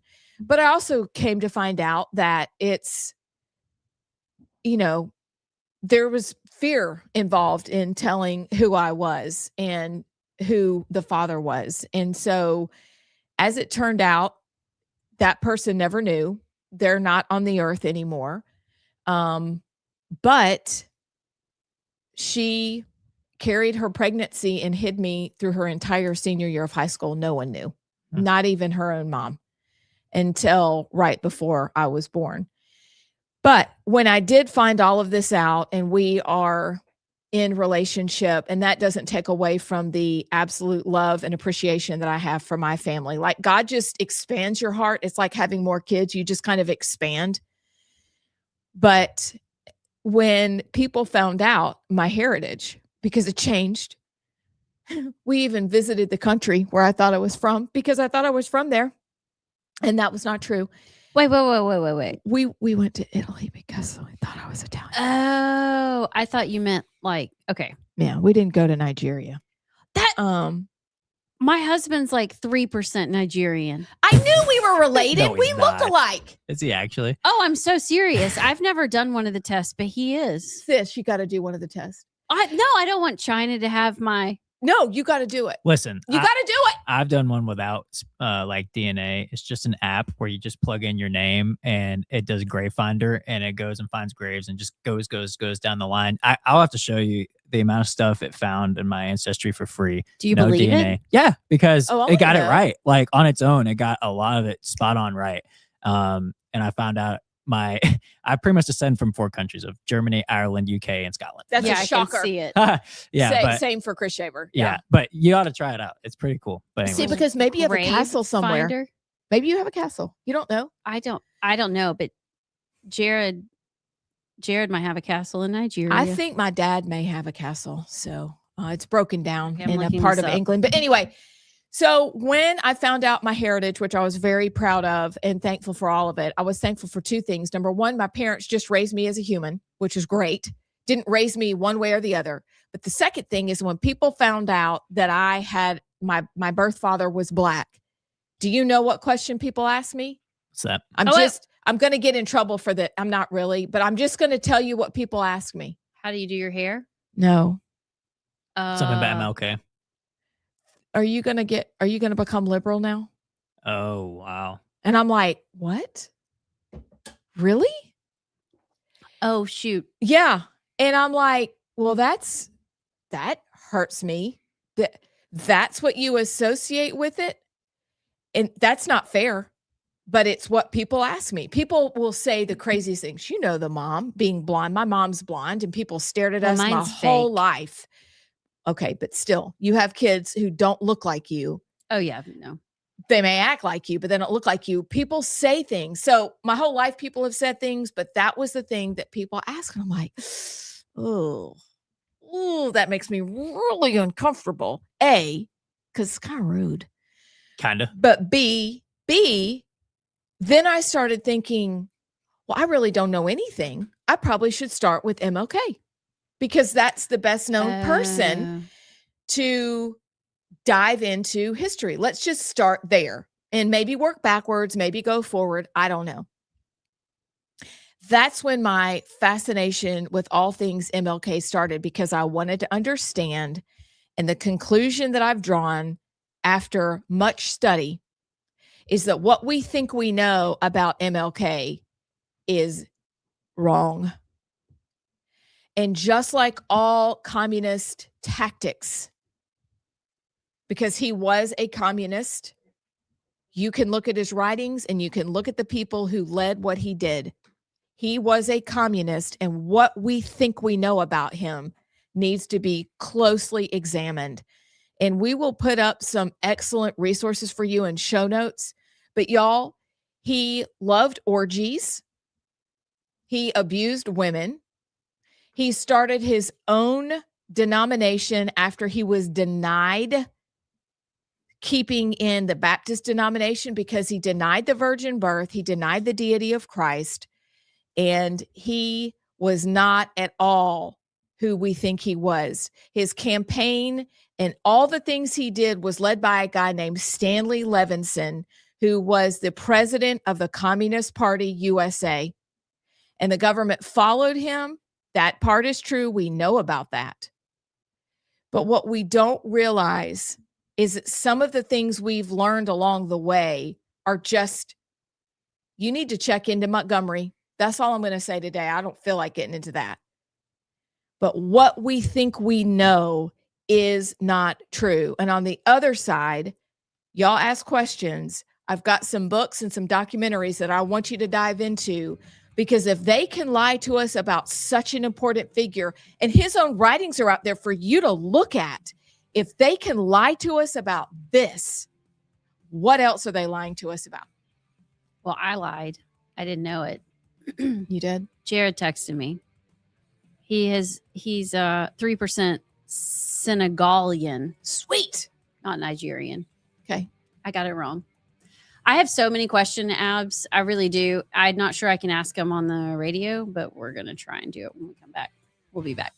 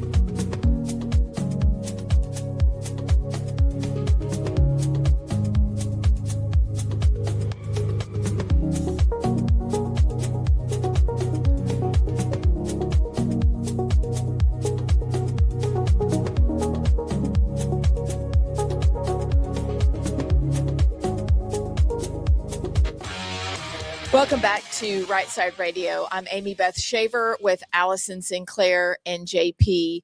So there's a couple of resources that I want y'all to have if you don't know about them already before JP and Allison, whatever questions that she can ask on the air. There's a few things. Number one, there's an amazing man from South Carolina. His name is Vince Everett Ellison. He wrote a book called The Iron Triangle. It is a short, quick read, fascinating book. But he was on with Tucker Carlson, and this is before Tucker was saying all the things he's saying now. Tucker is free to say what he wants. But the Vince Everett Ellison and Tucker Carlson episode where Vince Everett Ellison exposes hip-hop culture and MLK, among other things, that is one of the ones that I was driving actually back from South Carolina a couple years ago, and my mind was blown. It is worth your time. Number two, there is a Just Thinking podcast. Yes, the same guys who did Political Islam. They've been around for a while. I shouldn't even have to say this, but in addition to being, Vince Everett is a black man himself, so are the Just Thinking guys. That's neither here nor there, but to some people that matters. They did the MLK and the Deity of Christ episode. MLK and the Deity of Christ. There's documentaries, Uncle Tom 1 and Uncle Tom 2, worth your time. And then finally, there is Chad Jackson, and he's on with Jason Whitlock. He is a documentary filmmaker. He was part of Uncle Tom 1 and 2, and he now has his own company, and it is worth your time to listen to the interview with Chad and with Jason. Because he also goes into a deep dive, but it'll blow your mind. But the thing that I leave with is we have been lied to about the people that we are supposed to admire and follow. And our government will lie about anything, but it's who's behind the lie. And it turns out that it's one of the themes of the show. It's what happened in Minneapolis yesterday, and it's what's been happening in our country for a very long time. Communism. Communism has been used against us, weaponized to divide, devour, and destroy our country, and to put barriers where there were none, where we were working and growing. And what it does is it turns everybody into a victim. And the only people who can help are the leaders at the top of the communist diagram. If you're diagramming a sentence, that's all. Those are the only people who benefit. And they don't really care about us. But they've turned people into perpetual victims, and that's wicked. Might we also remember who started the KKK? Now I'm doing it. That was Nathan Bedford Forrest, wasn't it? And who was he? Nathan Bedford Forrest. And who was he? What party? Democrat. Yep. So those are out there for you to check into. But before you are upset with that information, dig in and remember it's the communists who've been at work in our country for over 100 years who are dividing us and destroying us, who are weaponizing any empathy that we have. And what they do with their tactics is take away from the people who really have suffered, because there really was suffering. Slavery really was a nightmare. It really was wretched, really, really wretched. But that doesn't mean we can't move on from there. But one side continues to bring that up. Why? Who would give them the ability to do it? And I think if you dig deep, especially as I have into MLK's life, it's the communist. Beware of anything they say or do. They do not have our good in mind. And it is a shame that the person we're supposed to look up to was not at all the person we thought he was. There. So what was the point? I mean, so are you saying MLK was a created entity? Yes, I am. Like, because we've all heard that about Rosa Parks. We have. So you're saying he was a created entity by Stanley Levinson, who was a communist. The CFO of the Communist Party of America. So what was the point? Like what? Because the message seems opposite of communism. Take his personality and his personal life and all the typical politician sleazy things he did. Mm-hmm. What was the point of the movement? Was the point to get to where we are for civil rights and all that, or was there something else behind what they were getting at? MLK said if they can't find a conflict, they create one. It was to create conflicts to gain power. I see what you're saying. So they were Okay. And that's what communists do. It wasn't out of a place of true wanting unity and rights for all. It was out of, we're going to kind of like what we're seeing now with girls have to be accepted as boys and boys that think they're, you know what I'm saying. Exactly. Yeah. You're exactly right.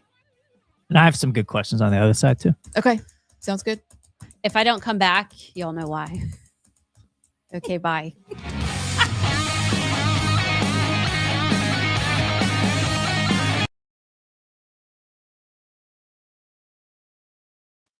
Hey, my friends, Phil Williams here. You've heard me talk about Inspire Advisors, how Paul Breyer and his team at Inspire Advisors will help you grow your investment portfolio while also screening out the companies that don't stand for conservative Christian principles. Look, they are experts in what is known as biblically responsible investing, and they are now offering a limited opportunity for a free class on that BRI. Check out the class, register for free, their website, www.moneypatternwealth.com. It's godly, it's conservative, it's financial freedom, y'all, with Inspire Advisors at www.moneypatternwealth.com. Check them out. Tell them you heard about it on Rightside Radio.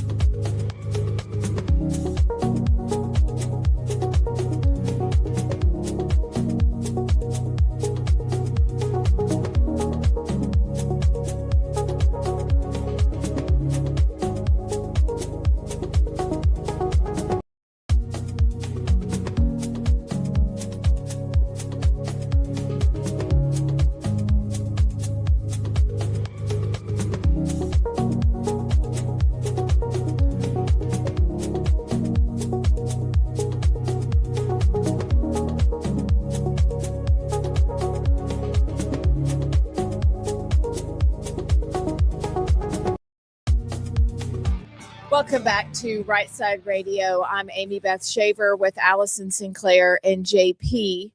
JP, I think, did you have a question? I do. So, Martin Luther King, who was a pastor and a Christian, quote unquote, but doesn't he have some questionable beliefs or non-beliefs as a Christian? Yes, sir. What beliefs might you think he has questions about? Or Well, I mean, foundational things like the virgin birth, the resurrection, heaven and hell being actual places. I think he actually wrote in one of his pieces about how he saw the virgin birth as mythical and just a way to express Jesus's divinity. Yeah, stuff like that. You'd be correct. Yeah. You'd be correct. He didn't believe in any of those things. I want to answer. He did. Okay. First of all, he didn't believe in any of those things. If you want to read an interesting book, it's called The Parting of the Waters. That's about the MLK time period. Or you want to read what Ralph Abernathy, who, has an airport named after him, was big in this movement. But I cannot stress to you enough that he had, and the U.S. has this information, regular orgies. He laughed as his friend raped a girl. This is on record. He liked men and women on record. He was with a woman the night before he was killed, his longtime mistress. So I need help making that make sense with a person that was portrayed as being a pastor, because we would say those things based on the Bible alone, especially disagreeing with the virgin birth, not believing heaven and hell's an actual place, denying the deity of Christ, are not real. That's just simply on record. He didn't hide it. His I Have a Dream speech, let's reiterate, was written by Stanley Levinson. He did not write that speech. He wrote barely any of his speeches. Again, on record. So the person we think we're supposed to admire is not the person at all. And the people who took advantage of him were the communists. Those people took, and it's cruel actually, unsuspecting masses of people who were growing and fighting back on their own and doing well. Think about Black Wall Street. Think about all the good things that were happening. And they took that group of people and told them they couldn't do it without their help for power and control. Seize the means of production, seize what they had, take over their lives. And who did all of that? Who fought against the Voting Rights Act or the Civil Rights Act? It wasn't the Republicans. So we need to be very careful about what we think we know and the people for whom we express admiration, because we have been lied to for a very, very long time about this man. And it's a communist who did it then. And it's a communist in Minneapolis now who are spreading out across our country again. Beware. That's a good word. So I hear you have other jolly news. Well, Allison, did you have something you wanted to and I read? just lost it. Well- But I do want so are we supposed to celebrate MLK Day, or are we supposed to celebrate Robert E. Lee Day? Because Alabama tells you it's a day of celebration for both. Well, Yeah. But should we celebrate neither? Well, Mississippi and Alabama are the only two that still have Robert E. Lee Day as a state holiday, which January 19th is Robert E. Lee's birthday. But so I do have thoughts on this. Well, first of all, from the Christian standpoint, if you're a Christian and you're trying to weigh MLK, Robert E. Lee Day, like which one as a Christian would be more worth celebrating? I personally find the fact that MLK did not believe in such things about Jesus, like being born of a virgin and, the resurrection and such, troubling, where Robert E. Lee was a devout Christian, and he actually, enforced his army to read the Bible each and every day. He was a regular attendant of church. There's actually this quote from Reverend J. William Jones, who was Lee's chaplain when Lee was president at Washington College. He said, quote, "If I ever came in contact with a sincere, devout Christian, one who, seeing himself to be a sinner, trusted alone in the merits of Christ, who humbly tried to walk the path of duty, looking unto Jesus as the author and finisher of his faith, and whose piety constantly exhibited itself in his daily life, that man was General Robert E. Lee." He was, like I said, a devout Christian, and I understand it's hard to wrestle with, the slavery question. But I will say this: I think, objectively speaking, towards the end of the Civil War, when the Emancipation Proclamation was issued, the war then became about slavery.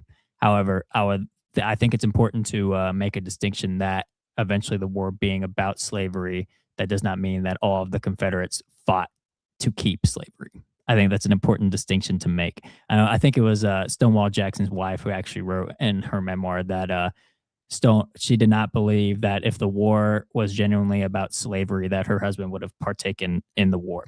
It was they were Virginians, they were Southerners, and they fought for their state. Like I said, that doesn't excuse the fact that slavery was a moral evil. But I think it's an important distinction to make. Stonewall Jackson even would have Bible studies with his slaves, and he would, try to bring them to Christ. And actually, Robert E. Lee freed his slaves before Ulysses S. Grant even freed his slaves. So it's not as clean cut as an issue as one would like to admit. But I think from a Christian standpoint, Robert E. Lee was a genuine Christian. Also, he was America. Like Martin Luther King Jr., who had people around him, was a Stanley Ellison, communist. That's anti-American through and through. Yes. Communism is an anti-American ideology. Robert E. Lee was born to a Revolutionary War hero, and he actually married George Washington's granddaughter. So he was America.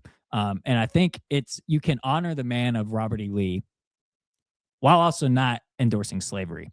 And also from the standpoint of just, he was such a brilliant general. Dwight Eisenhower, when he was president, said that he was one of his favorite Americans ever, Robert E. Lee was.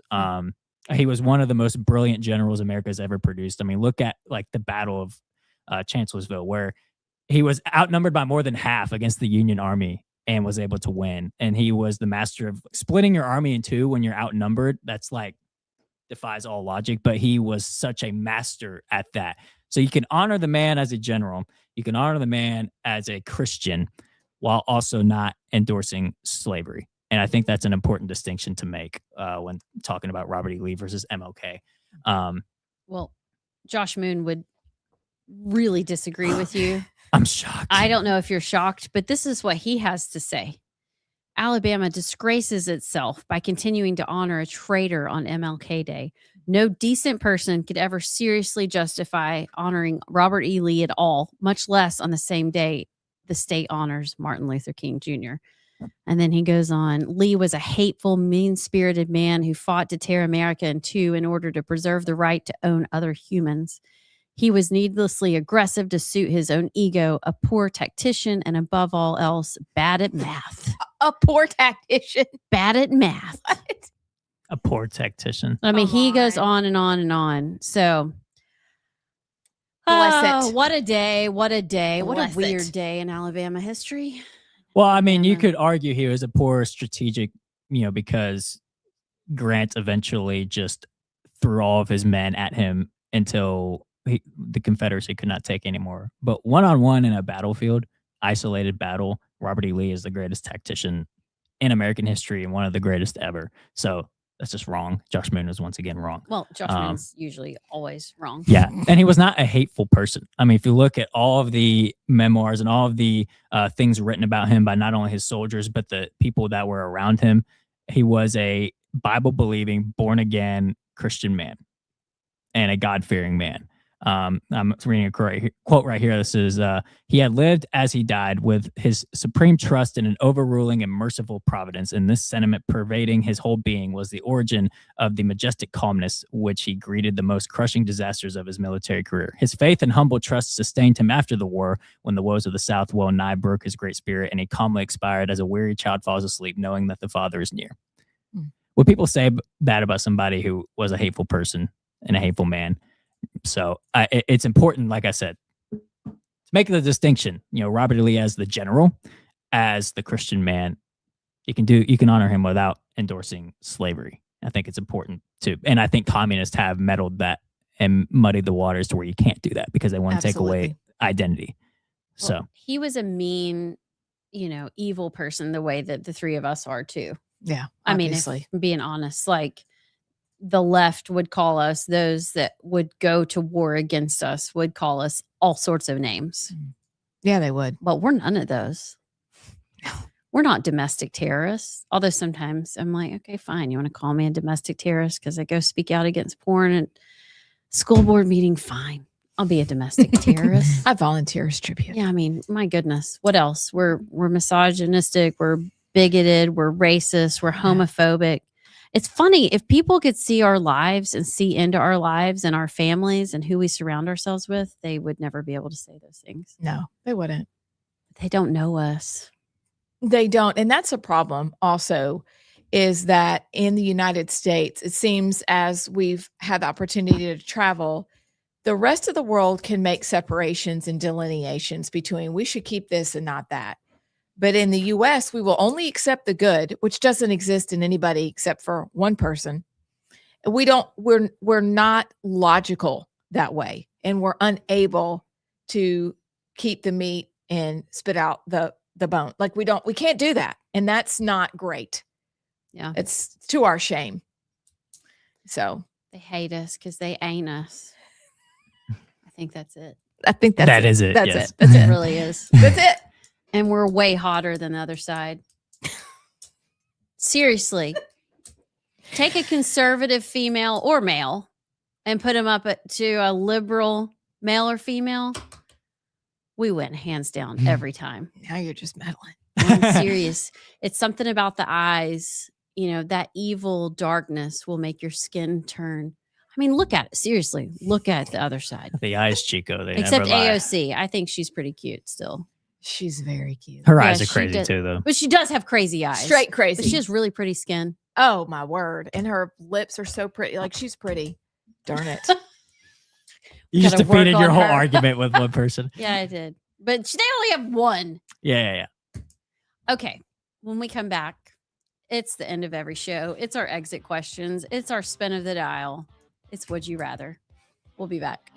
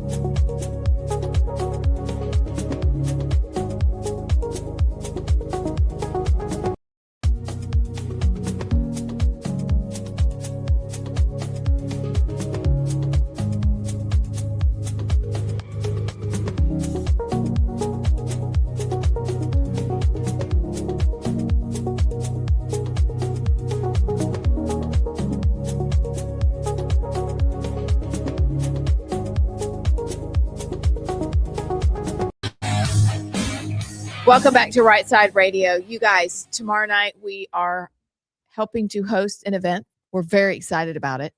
So just putting it out there if you want to come to the Hoover Public Library. And if you can't make it, we will be live streaming it on Rightside Media. Go to rightsidemedia.org. And I think if you click watch live, it'll take you to the stream. Ta-da. Yep. Or you can watch on Facebook, X, Rumble, or YouTube. Just look up Rightside Media. Do we have Be text? there or be square. Yeah, even if it's in your living room. Yeah. You'll be Kitchen. comfier than we will. Well, we do have text, by Okay. the way. Okay. Thomas from Athens says, as my cousin who descended, as did myself, from the survivors of 1610 Jamestown, Virginia, immigrant/settler, Wow. would call the Civil War, quote, the War of Northern Aggression. Wow. Interesting. Not many made it out of Jamestown. That's impressive. That is. Very impressive. You guys basically get to have whatever you want. You are like Darwin's finest. We got Jeff from Indiana who says, anyone who thinks the Civil War was just about slavery, just stop and think how many white people gave their lives up to keep slaves and to free slaves. It didn't happen. It was more like what is going on now in Minnesota, where states thumb their nose at the federal government because they don't want to follow the federal law. Preach it.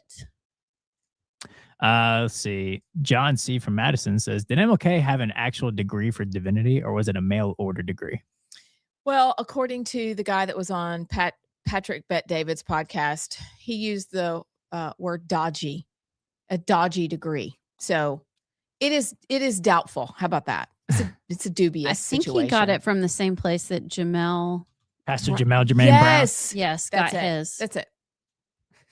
That's funny. Cute. Actually, Jamel Brown did a video in front of the MLK statue down in Montgomery, I guess, and was talking about how much alike they are. Oh dear. I was like, Ooh. yeah, I've watched your reels. You really are. I Yeah, think. yeah, exactly. So And not in a good hopefully way. MLK could dance better than he can, which, by the way, I've got his number. I'm going to try and get him on the show. Not MLK, Jamel. No, yeah. Jamel. That'd be a heck of a guess, MLK. Jamel AI MLK videoing imposter. in. That'd be fun. Oh my God. Okay. Mike from Florence says, I think if we continue to have an MLK holiday, we should now also have the end of DEI day. Oh, For it. yes, please. Which I don't know when that'll be. When will that be? Soon. Should be soon. We're What? for that. That we're The getting. End of DEI DEI. day. I would hope it'd be soon. Except they're still going into the church saying hands up, don't shoot. Yes. Like, can they not think of something different? No. These people aren't smart. You gotta think of it that way. Mm. All right, is it would you rather wheel time? Yes. Yeah, I do want to report though that apparently, because none of us asked it, but I think we were all thinking it, why that church in Minneapolis? Yes. Fox News is just put out an article saying that the pastor is the head officer at an ICE field agent in Minneapolis. So Bless. now we have at Yeah. least a reason for the target. Yeah. Still doesn't make it right. Mm-mm. No, it doesn't. As the wheel goes. Sorry, I like that sound. No, I do too. It's a good sound. Would you rather be famous but have no privacy, or adored by only 10 people but live in private? I mean, do we really have to think about that? Live in private. Yeah. Yeah. I mean, adored by 10 people would be more than now. So just give me that. That's a full life. Yeah. That's true. All right, we got about 1 minute here. Let's do another.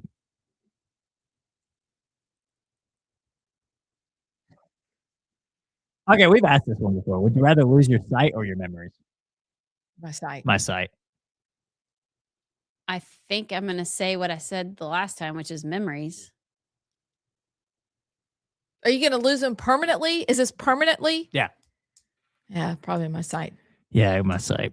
Really? You can still function not as easily, but would you rather like be wiped clean of all your memories? Well, you can make new memories Yeah, and but have your eyeballs. you wouldn't be you anymore without your memories. That's a hard question. I don't like it. Ask us I another could one. make- Okay, we're doing another. I need a happy question. Maybe I just had a terrible childhood and I don't know it. Get rid of it. Okay, we've done this one before. We're gonna do it again. Is there another wheel of death? Would you rather take praise from friends even if you didn't deserve it, or tell them the truth and lose their recognition? Oh, I think we're there. Truth. Yeah, you gotta tell the truth. You got to tell the truth, and that will cost you. So, yeah. What was the first part? Take praise. Take praise even when you didn't deserve it, or tell them the truth and lose their recognition. Oh, yeah. You got to tell the truth. Okay, I didn't understand the question at first. Una más. Okay.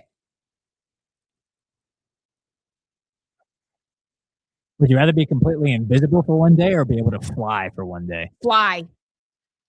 Although being invisible, no, I don't want to be invisible. What if you go by people and they're just, no, I want to fly. I'm going to go invisible. Yeah, that one's hard. I mean, if I have a recurring dream, I have two. One is that I can fly, and one is that I'm in college or high school and I forgot to study for a test. Same. And it's like the day of, but flying would be super cool.